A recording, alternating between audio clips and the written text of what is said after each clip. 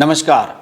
आज हम भी बात कर रहे हैं डोनाल्ड ट्रंप के बारे में, लेकिन डोनाल्ड ट्रंप के बारे में हम उस संदर्भ में बात नहीं करेंगे जिस संदर्भ में सारी दुनिया में इस समय डोनाल्ड ट्रंप बदनाम हो रहे हैं। बदनाम इसलिए हो रहे हैं कि मनमाने टैरिफ लगा रहे हैं, टैक्सेस लगा रहे हैं दूसरे कंट्रीज पर, और वो कर रहे हैं जिसकी अमेरिका को आवश्यकता थी नहीं। कुछ लोग तो ये भी कहने लगे हैं कि डोनाल्ड ट्रंप जब पिछली बार राष्ट्रपति बने थे वो डोनाल्ड ट्रंप दूसरा था, और ये जो डोनाल्ड ट्रंप का रूप है ये वास्तविक डोनाल्ड ट्रंप है, जिसे कहते हैं थोड़ा सा मेंटल और खिसका हुआ टाइप का। और भारतीय भावनाएं तो जो है निश्चित रूप से डोनाल्ड ट्रंप के इस समय खिलाफ हैं। ये कोई इसमें दोहराए नहीं है कि डोनाल्ड ट्रंप ने जो टैरिफ लगाई हैं उससे भारत और अमेरिका के कारोबार पर फर्क पड़ने वाला है, लेकिन ऐसा नहीं है कि एक तरफा फर्क पड़ेगा। भारत का ही नुकसान होगा, नुकसान अमेरिका का भी होगा। मेरे एक कारोबारी मित्र हैं, पिछले 30-35 साल से वहां पर रहते हैं, अक्सर मेरी उनसे इस बारे में बात होती रहती है। उनका यह कहना था कि हर्ष जी, इस समय अमेरिका में जो खासतौर से भारतीय व्यापारी रह रहे हैं, भारतीय कारोबारी लोग बिजनेस कर रहे हैं, वो तो अब वहां से बिजनेस समेट करके यूरोप के किसी कंट्री में भागने की प्लान कर रहे हैं। मैंने कहा क्यों? उन्होंने कहा कि साहब, अमेरिका के जो हालात हैं, यहां कभी भी कुछ भी हो सकता है। यहां किसी की भी सरकार बन सकती है, कोई भी राष्ट्रपति बन सकता है, और किसी भी तरीके के मनमानी फैसले लेकर वो पिछले किए धरे पर सारे पानी फेर सकता है। जो पिछले लगभग आप समझ लीजिए कि 50-60 साल में जो अमेरिका ने विश्व में सबसे बड़ी ताकत का जो स्थान हासिल किया, उसको खोने की तरफ अब धीरे धीरे अमेरिका बढ़ रहा है। जो लोग यहां पर पैसा लगा रहे थे, अब पैसा लगाने से हिचक रहे हैं। यूरोप के कई कंट्री हैं जहां पर लोग पैसा लगाना चाहते हैं, लेकिन वो कंट्रीज इंग्लैंड या फ्रांस जैसे नहीं है। वो है स्विट्जरलैंड, पोलैंड, हंगरी। इन कंट्रीज में एक तो इस्लामीकरण नहीं हुआ है, और दूसरे इन कंट्रीज में बाहर से आने वाले कारोबारियों के लिए अपनी बाहें पसार रखी हैं, खोल रखी हैं कि आइए और कम फॉल इन लव। जैसे कि वो यश चोपड़ा की फिल्मों में स्विट्जरलैंड को लिए कहा जा करता था, दिल वाले दुल्हनिया ले जाएंगे में, कि कम फॉल इन लव। तो वो उसी तरह के फॉर्मूले पर चल रहे हैं। फ्रांस और ब्रिटेन में तो हालात बहुत ज्यादा खराब हैं। बहरहाल बात कर रहे हैं डोनाल्ड ट्रंप के बारे में। तो डोनाल्ड ट्रंप की जो टैरिफ है, सब लोग जानते हैं कि डोनाल्ड ट्रंप जब पिछले कार्यकाल में मोदी जी से छूट मांग रहे थे कि मेरी जो टेस्ला गाड़ी है एलोन मस्क की, उसे छूट दे दो, जो हार्ले डेविडसन है उसको छूट दो, जनरल मोटर्स की जो गाड़ियां थी शेवरले वगैरह उनको छूट दे दो। तो डोनाल्ड ट्रंप बहुत सारी छूट चाहते थे मोदी से, लेकिन मोदी ठहरे पक्के व्यापारी। उन्होंने कह दिया कि साहब, जिस भी फैसले से हमारे व्यापारिक और कारोबारी हित प्रभावित होंगे वो फैसले मैं नहीं लूंगा। इसलिए तो नरेंद्र मोदी के बारे में वो कहते हैं कि वो बहुत टफ बार्गेनर है। और देखिए, नरेंद्र मोदी एप्पल जैसी कंपनी को भारत में ले आए। आज भारत में आईफोन सबसे ज्यादा बन रहे हैं, और यहां से फोन बन के अमेरिका जा रहे हैं, और अमेरिका टैरिफ लगाकर अपने ही फोन को महंगा कर रहा है। तो कुल मिलाकर डोनाल्ड ट्रंप के जो वर्तमान में फैसले हैं उनकी आलोचना तो निश्चित रूप से की जानी चाहिए, लेकिन मैं एक मुद्दे पर डोनाल्ड ट्रंप को आज भी 10 में से 10 नंबर देता हूं। वो है वामपंथी इकोसिस्टम के खिलाफ जो उनकी मुहिम है। देखिए, डोनाल्ड ट्रंप ने बार बार अपने आप को यह साबित करने की कोशिश की कि मैंने भारत और पाकिस्तान की लड़ाई रुकवाई, ऑपरेशन सिंदूर वाला मामला। लेकिन सब जानते हैं कि ऑपरेशन सिंदूर में नुकसान अमेरिका का होने लगा था, इसलिए उन्होंने लड़ाई रुकवाने के लिए पाकिस्तान से कहा और पाकिस्तान ने भारत से कहा। सीधी सी बात तो यह थी। लेकिन डोनाल्ड ट्रंप को नोबेल पीस प्राइज चाहिए, और वो बार बार मीडिया के सामने ये कहते रहते हैं कि मैंने भारत और पाकिस्तान की लड़ाई रुकवाई। कल भी उन्होंने एक वीडियो जारी किया, जो उनका सोशल मीडिया प्लेटफॉर्म है ट्रुथ सोशल, उस पर उन्होंने इस तरह की क्लिप डाली है जिसमें वो मीडिया से बात कर रहे हैं और भारत पाकिस्तान के बारे में कह रहे हैं कि मैंने दोनों को धमकी दी थी कि दोनों लड़ाई रोक दो। हालांकि इसको भारत तो छोड़ दीजिए, आज तक पाकिस्तान ने भी स्वीकार नहीं किया है कि हाँ, डोनाल्ड ट्रंप के कहने पर हमने फोन किया था। तो डोनाल्ड ट्रंप अपनी दुनिया में रहते हैं, और मुझे लगता है कि ये जो कारोबारी धंधे हैं, इससे हमारे देश के जो कॉमन मैन है उस पर तो कोई फर्क नहीं पड़ रहा भाई। हो सकता है कुछ बड़े व्यापारियों के हित प्रभावित हो रहे हों, लेकिन आने वाले समय में दोस्तों आप देखिए कि डोनाल्ड ट्रंप जो है वो शायद 2-4 महीने रुक जाइए, इन सारे फैसलों को वापस लेते हुए नजर आएंगे। वरना रिपब्लिकन पार्टी जिसके वो जिसकी तरफ से वो राष्ट्रपति बने हैं, उसके लिए अगला राष्ट्रपति का चुनाव लड़ना बड़ा मुश्किल हो जाएगा, क्योंकि भारत के साथ संबंध खराब करना अमेरिका का कोई भी कारोबारी नहीं चाहता, क्योंकि अमेरिका की सारी कंपनियों का सबसे बड़ा मार्केट भारत है। इसके जवाब में अगर भारत ने कुछ करना शुरू कर दिया तो फिर बहुत भारी पड़ने वाला है, और इसकी शुरुआत हो चुकी है। भारत के बाजारों में, सोशल मीडिया पर आप देख रहे होंगे कि अमेरिकी प्रोडक्ट्स के बायकॉट की मुहिम भी चलने लगी है। तो इन सब स्थितियों में डोनाल्ड ट्रंप का एक बयान आता है, और वो बयान ऐसा दिया है जिसमें भारत के भी हित जुड़े हुए हैं। जॉर्ज सोरोस का नाम आप लोग अक्सर सुनते होंगे। जॉर्ज सोरोस हंगरी के मूल निवासी हैं, वैसे तो वर्षों से अमेरिका में रह रहे हैं, यहूदी हैं, नाजियों के अत्याचार से बचकर भागे हुए, और आप सब जानते ही हैं कि जॉर्ज सोरोस पूरी दुनिया में करते क्या हैं। बड़े कारोबारी हैं, बहुत तरह तरह के उनके धंधे दुनिया भर में फैले हुए हैं। जॉर्ज सोरोस का मुख्य काम है कि दुनिया में जितनी भी राष्ट्रवादी सोच वाली सरकारें हैं उन सबको अस्थिर किया जाए, और वामपंथी इकोसिस्टम को सब जगह हावी किया जाए, और जो सरकार किसी भी देश में बने, चाहे जो उनकी मानसिकता से मैच नहीं करती या उनके अनुसार नहीं चलती है, उसके खिलाफ वो फंडिंग करते हैं सारी दुनिया में। जॉर्ज सोरोस को लेकर कल ट्रुथ सोशल पर, अपना जो सोशल मीडिया प्लेटफॉर्म है डोनाल्ड ट्रंप का, उस पर डोनाल्ड ट्रंप ने एक बयान जारी किया। उस बयान को मैं हिंदी में बता रहा हूं, इंग्लिश में आप उसका स्क्रीनशॉट देख सकते हैं।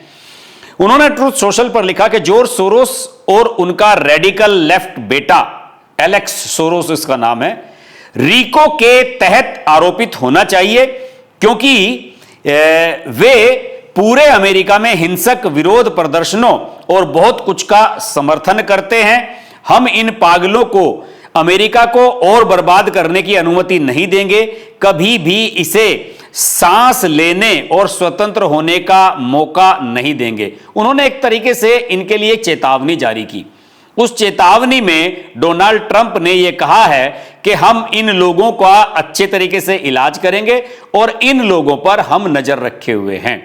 आप समझ सकते हैं कि नजर रखे हुए वाला बयान जो है, अभी हाल ही में असम के मुख्यमंत्री हेमंत बिस्वा शर्मा ने भी कुछ वामपंथियों के लिए दिया था। तो उस तरीके से उन्होंने बयान दिया है जॉर्ज सोरोस के बारे में।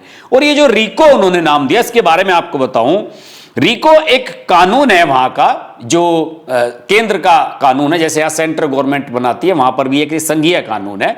ये एक एक्ट है जिसे कहते हैं racketeer influence and corrupt organizations act. इसका मूल उद्देश्य बताता हूं क्या है। रिको अधिनियम 1970 के तहत ऑर्गेनाइज्ड क्राइम कंट्रोल एक्ट के हिस्से के रूप में इसको पारित किया गया था। इसका मुख्य लक्ष्य संगठित अपराधों में शामिल व्यक्तियों की गैर कानूनी गतिविधियों से निपटने के लिए कानूनी उपकरणों को मजबूत करना, बढ़ी हुई सजा और नए उपाय प्रदान करना।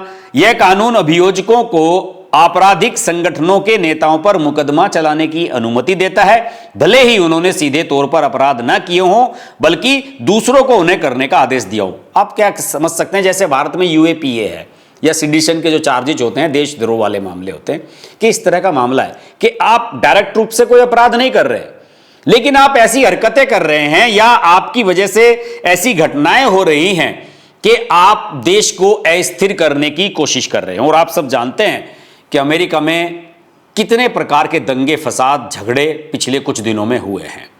नस्लीय हिंसा हुई हैं, बहुत सारे धरने प्रदर्शन हुए हैं, बहुत तरह की घटनाएं हो रही हैं जिनका विवरण देने लगूंगा तो कई वीडियो बनाने पड़ेंगे। ये ठीक उसी तरीके की परिस्थितियां थी जिस तरह की भारत में की गई थी। आपको मैं बता दूं कि कृषि कानूनों के खिलाफ जो तथाकथित किसान आंदोलन हुआ था, उसमें जॉर्ज सोरोस का हाथ था, और सीएए के खिलाफ शाहीन बाग और जो दूसरे इस तरह के धरने हुए थे, उन सब में जॉर्ज सोरोस का हाथ था। वैसे जॉर्ज सोरोस का अगर मैं अमेरिका को छोड़कर भारत का संदर्भ लूं तो ये 1999 में यहां आया। इसने, जॉर्ज सोरोस ने एक संस्था बनाई, इनकी संस्था है अपनी, वैसे तो इंटरनेशनल लेवल पर है, ओपन सोसाइटी फाउंडेशन। इसने भारत में 1999 से काम करना शुरू किया, जिस समय अटल जी की सरकार थी। शुरू में इनकी चाल ये थी कि हम स्टूडेंट्स को फेलोशिप देंगे, उनको छात्रवृत्ति देंगे, पढ़ने के लिए बाहर भेजेंगे। अच्छा कॉज था, इस तरह के काम ये करते रहे। लेकिन भाई साहब, 2014 में जब नरेंद्र मोदी प्रधानमंत्री बने, बीजेपी का काल शुरू हुआ, मोदी काल शुरू हुआ, तब इसके बाद इसके तौर तरीके ही बदल गए। इसने एक प्लान बनाया जिसे कहते हैं कि स्पेशल ग्रांट मेकिंग प्लान, और यहीं से सारा खेल शुरू हुआ। किसी खास मुद्दे को आप लेकर के जाएं कि साहब हमें इस चीज के लिए ग्रांट चाहिए और आप इनसे मंजूरी करा लें। शुरुआती तौर पर तो यह लगता था कि न्यायिक सुधार और अभिव्यक्ति की आजादी, स्वास्थ्य, दवाएं, मेडिसिन, ट्रीटमेंट, बहुत सारी ऐसी चीजें हैं, उन मुद्दों को लेकर इन्होंने कहा कि हम पैसा देंगे। लेकिन आप जानते हैं कि अगर न्यायिक सुधार, अभिव्यक्ति की आजादी, इस तरह के मुद्दों पर आप फंडिंग करेंगे तो फिर किस तरह के लोग पनपते हैं। देश विरोधी सोच रखने वाले वामपंथी इकोसिस्टम से जुड़े हुए लोग हमेशा ऐसे मंचों का फायदा उठाते हैं। अभी आपने देखा ही है कि भारत सरकार से पैसा लेकर सीएसडीएस कैसे भारत सरकार के खिलाफ ही एजेंडा चला रहा था यहां पर। तो जॉर्ज सोरोस ने यहां पर कई चीजों को फाइनेंस करना शुरू किया, और जैसे कि मैंने बताया कि ओपन सोसाइटी फाउंडेशन ने सीए और कृषि कानूनों के खिलाफ जो ये धरने प्रदर्शन चले देश भर में, उन सब को बैक हैंड से सपोर्ट किया, पैसा खर्च किया। और तो और इससे जुड़े हुए कई लोग राहुल गांधी के साथ भारत जोड़ो यात्रा में चलते हुए नजर आए। आप लोगों ने खूब उनके बारे में पढ़ा सुना होगा। इसके अलावा organised crime and corruption reporting projects, ये OCCRP एक संगठन है, एक मीडिया पोर्टल है, इसको भी जॉर्ज सोरोस फाइनेंस करता है, जिसका काम भारत सरकार को अस्थिर करना, मोदी सरकार के खिलाफ एजेंडा चलाना, इसको बदनाम करना और भारत की अर्थव्यवस्था को प्रभावित करने का काम है। ये खुलेआम हो रहा है। इसको पूरी की पूरी जॉर्ज सोरोस से फंडिंग है। राज्यसभा सांसद सुधांशु त्रिवेदी ने तो एक बात और आगे की गई थी। उन्होंने तो खुलेआम ये आरोप लगाए थे कि सोनिया गांधी और कांग्रेस पार्टी के रिश्ते FDLAP, जिसको कहते हैं forum of democratic leaders in Asia Pacific, उसके साथ सोनिया और कांग्रेस के रिश्ते हैं और इसे जॉर्ज सोरोस फंडिंग देता है। बीजेपी के कुछ नेताओं ने तो यहां तक आरोप लगाया कि सोनिया गांधी इसकी सह अध्यक्ष हैं। निशिकांत दुबे ने तो पार्लियामेंट में सोनिया गांधी पर और कांग्रेस पर यह आरोप लगाए थे। और FDLAP ये जो संगठन है, इसकी मानसिकता किस तरह की है कि कश्मीर भारत का हिस्सा नहीं बल्कि एक अलग स्टेट होना चाहिए। इस विचारधारा पर ये लोग काम करते हैं। संसद में तो एक मंत्री ने यह माना भी था कि ये जो सोनिया गांधी और इनके संबंधों की जो रिपोर्ट है, कि इस प्रकार की एक रिपोर्ट सार्वजनिक डोमेन में मौजूद है। निशिकांत दुबे कई बार इस मुद्दे पर बोल चुके हैं पार्लियामेंट में। तो मेरा मानना यह है कि जो व्यक्ति हमारे देश के खिलाफ एजेंडा चलाता है, उसके खिलाफ अगर डोनाल्ड ट्रंप कोई एक्शन लेने की बात कह रहे हैं तो उसकी पूरी सपोर्ट की जानी चाहिए। और मैं तो मोदी जी से निवेदन करूंगा कि आप डोनाल्ड ट्रंप से कितना भी झगड़ा कर लो, लेकिन जॉर्ज सोरोस के मुद्दे पर भाई उनसे हाथ मिला लो, क्योंकि जॉर्ज सोरोस अमेरिका की तरह भारत में भी अंदर तक घुस चुका है। तमाम ये जो वामपंथी इकोसिस्टम है, रवीश कुमार, अभिसार शर्मा, अजीत अंजुम, योगेंद्र यादव, ये जितना भी पूरा इकोसिस्टम है, the Wire, the liar, Newslaundry, फलाना ढिमकाना, इन सब के पीछे जॉर्ज सोरोस कहीं ना कहीं छिपा हुआ है। सब जगह वो सपोर्ट कर रहा है। देखिए, मैं आपको बताता हूं कि 2020 की बात बताता हूं। दावोस में वर्ल्ड इकोनॉमिक फोरम की बैठक हो रही थी, उसमें इसने भाषण दिया था जॉर्ज सोरोस ने। उसके बाद नहीं मुझे याद पड़ता कि उसने कभी भाषण दिया हो। और उसने भारत की मोदी सरकार के खिलाफ वहां जहर उगला था। इसका यह कहना था, आप सोचिए, इसकी जरा सोच को समझने की कोशिश कीजिए। इसका यह कहना था कि भारत में लोकतांत्रिक तरीके से चुनी हुई मोदी की सरकार भारत को हिंदू राष्ट्र बनाने में लगी हुई है। अब हम हिंदू राष्ट्र बनाएं या कुछ भी बनाएं, इसमें तुझे क्या परेशानी है जॉर्ज सोरोस? यहीं पर सारा खेल छिपा हुआ है। जो दुनिया भर में इस्लामिक सिस्टम को सपोर्ट करने वाली ताकतें हैं, वामपंथी ताकतें हैं, वो सारी की सारी ताकतें जॉर्ज सोरोस जैसे लोगों से पैसा लेती है। इसने तो खुलेआम कह दिया था भारत के जनरल इलेक्शंस को प्रभावित करने के लिए कि मैं 200 मिलियन डॉलर का बजट मेरे पास तैयार है और जिसे चाहिए पैसा ले लो। इस हद तक ये लोग जा सकते हैं किसी भी देश की सरकारों को अस्थिर करने के लिए, और भारत में ये लोग प्रयास करते रहेंगे। मैं अपने पिछले 2-3 वीडियोस में, कल रात के शो में भी हमने यही चर्चा की थी, उससे पहले भी 2-3 दिनों से मैं आपको बता रहा हूं कि किस तरीके से वामपंथी इकोसिस्टम आज भी देश में अंदर तक गहरी जड़ें जमाए हुए है। उसकी जड़ों में मट्ठा डालने की नहीं, उसकी जड़ों में तेजाब डालने की, उसे जलाने की और उखाड़ कर फेंक देने की आवश्यकता है, और इसके लिए ज्यादा देर करना उचित नहीं होगा। तो मैं तो मोदी जी से निवेदन करूंगा, डोनाल्ड ट्रंप से आप कितना भी झगड़ा कर लें, लेकिन जॉर्ज सोरोस के मुद्दे पर डोनाल्ड ट्रंप से हाथ मिलाइए और कुछ ऐसा करके दिखाइए कि इन सारे लोगों का नेटवर्क भारत से पूरी तरीके से खत्म हो जाए। ये हमारे देश के लिए बहुत बहुत जरूरी है। आज के वीडियो में इतना ही। वीडियो अच्छा लगे तो लाइक कीजिए, शेयर कीजिए। चैनल को अभी तक सब्सक्राइब नहीं किया है तो सब्सक्राइब कीजिए, नोटिफिकेशन का बेल आइकन प्रेस कीजिए, और ये जो QR कोड आप इधर देखते हैं इसके माध्यम से हमें सपोर्ट कीजिए। आपके सपोर्ट की हमें बहुत ज़्यादा आवश्यकता है, और जो लोग 4 अंकों में या उससे अधिक हमें सपोर्ट करते हैं गूगल पे के माध्यम से या किसी भी पेमेंट मोड के माध्यम से, उनके नाम हम अपनी स्क्रीन पर भी दिखाते हैं।